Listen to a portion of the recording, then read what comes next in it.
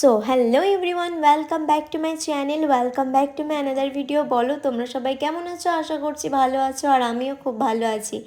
তো আমি আজকে গিয়েছিলাম এইখানে, তো এখানে অনেকজনের আমি ভিডিও বানাতে দেখেছি এই বিল্ডিংটার লোকেশনে। আর তোমরা যারা এই বিল্ডিংটা চেনো আমাকে অবশ্যই কমেন্ট বক্সে জানাবে যে হ্যাঁ আমি এটা চিনি আর আমি এখানে গিয়েছি। তো আজকে এখানে যাব না, আর এখানে যাওয়ার মতো আমার এখনও ক্ষমতাও হয়নি। তোমরা যদি চাও অবশ্যই যেতে পারি। তোমরা আমাকে অনেকটাই সাপোর্ট করো। অবশ্য আমার অ্যাকাউন্টের রিচ অনেক কমে গেছে, প্লিজ তোমরা একটু দেখো আমার অ্যাকাউন্টটা। তো আজকে যাচ্ছি হচ্ছে সায়েন্স সিটি। আর সায়েন্স সিটিতে কি কি রয়েছে আমি সমস্ত কিছুই তোমাদেরকে আমার এই ব্লগ ভিডিওর মধ্যে দেখাবার চেষ্টা করব। এর জন্য আমি পার্ট 1 পার্ট 2 করে দেবো, তোমরা অবশ্যই দেখে নিও, এতে তোমরা অনেক হেল্পও পাবে। তো আমি ফাইনালি চলে এলাম সায়েন্স সিটির বাইরে। আর এখানে প্রবেশ করার জন্য কোনো টাকা পয়সা তোমাকে কিচ্ছু লাগবে না। আর কলকাতাতে একটু গরম বেশি, আর আমাদের ওই সাইড করে তোমার গরমটা অনেকটা কমে গেছে, ঠান্ডা লাগছে, আর এদিকে গরমটাও বেশি। তো এখানে আমি পায়ে করে ট্র্যাভেলিং করেছি কলকাতাতে, কোনো ক্যাব ট্যাব কোনো কিছু করিনি। যেহেতু ক্যাব করলে ওদের স্বাধীনতা মতো চলতে হবে, তারপরে ওই ওই জন্য আমাকে ক্যাব খুব একটা পছন্দ লাগে না। তো যাই হোক, আমি যখন কলকাতায় এসি তখন পায়ে হেঁটে ট্র্যাভেলিং করি। তো কলকাতায় এরকমই আমি কোনো দিন ট্র্যাভেলিং করিনি, এই ফার্স্ট টাইম।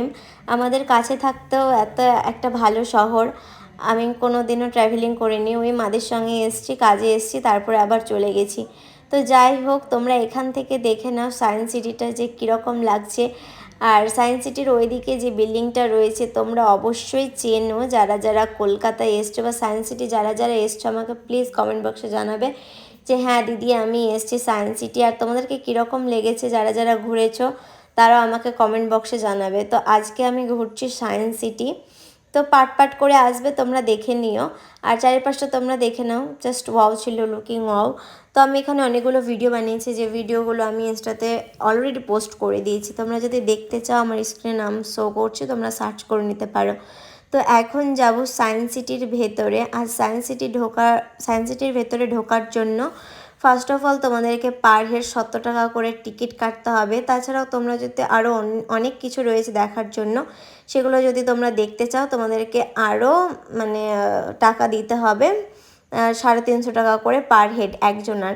তো আমি ফাইনালি চলে এলাম আর ঢুকে গেলাম সায়েন্স সিটিতে। আর এখানে অনেক ইংরেজদের মানুষ এসেছিলো, মানে ইংরেজ টাইপের, ইংরেজি ধরে নাও। তো তাদেরকে আমি দেখছিলাম। তো তারা ভারতবর্ষে এসছে, এক পক্ষে খুবই ভালো হয়েছিল আর কি। তারা ভারতবর্ষে যে মানুষগুলো রয়েছে তাদেরকে অনেক সভ্য বানিয়েছে। তো যাই হোক, এখানে রবি ঠাকুরের একটা ছবি দেওয়া ছিল, তো ছবিটা আমি দেখছিলাম দাঁড়িয়ে দাঁড়িয়ে। তো তোমাদেরকে যে সমস্ত কিছু সায়েন্স সিটিতে আছে পরের ব্লগ ভিডিওতে দেখাবো। আজকের মতো